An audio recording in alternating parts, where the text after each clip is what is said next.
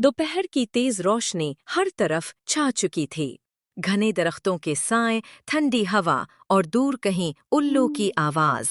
हमजा, एक नौजवान जो अपने गांव से काम की तलाश में निकला था, जंगल में रास्ता भटक कर एक अजनबी गांव पहुंचा।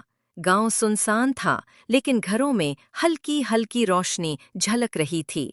दरवाजे खुले थे, लेकिन कोई इंसान नजर नहीं आ रहा था। क्या कोई है? कोई मुझे सुन सकता है? एक बूढ़ी औरत दरवाजे से निकली। उसकी आंखों में खौफ था। वो धीरे से बोली, बेटा चुप रहो, यहाँ की हवा में भी चोरी बसी है। ये चोरों का गांव है जो मुसाफिरों को फंसा कर लूट लेते हैं या फिर हमेशा के लिए गायब कर देते हैं।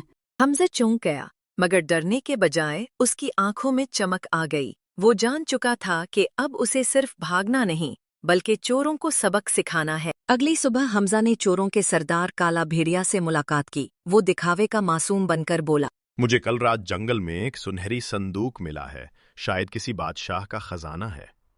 ये सुनते ही चोरों के मुंह खुल गए। काला भेड़िया कहकहा मारकर बोला, ये खजाना अब हमारा है। हमजा ने जानबूझकर एक झूठा खजाना एक पुरानी कनुए के पास दफन किया। जैसे ही चोर उसे निकालने पहुंचे, हमजा ने अपने पास छुपे हुए आतिशगीर मवाद को सुलगाया। एक जोरदार धमाका हुआ। धुआं और चीखो पुकार से पूरा गांव गूंज उठा। इस दौरान हमजा ने गांव के बाहर छुपे सिपाहियों को इशारा दे दिया। फौज ने गांव पर धावा बोल दिया। कई चोर जख्मी हुए, कुछ गिरफ्तार हो गए और बाकी जंगल में भाग गए। काला भेड़िया भागने की कोशिश में हमजा के सामने आ गया। तो ये सब तुम्हारी चालाकी थी? वो हथियार है जो तलवार से ज्यादा तेज होता है। हमजा ने एक लात मारकर काला भेड़िया को जमीन पर गिरा दिया और सिपाहियों ने उसे हथकड़ियां पहना दिए।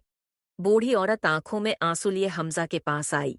बेटा, तुमने हमें इस गांव के कैद से आजाद किया है। हमजा ने मुस्कुराकर कहा, जहां जुल्म हो वहां खामोशी जुर्म है। अक्ल, हौसला और नेकी एक साथ हों तो दुनिया का हर जुल्म खत्म हो सकता है।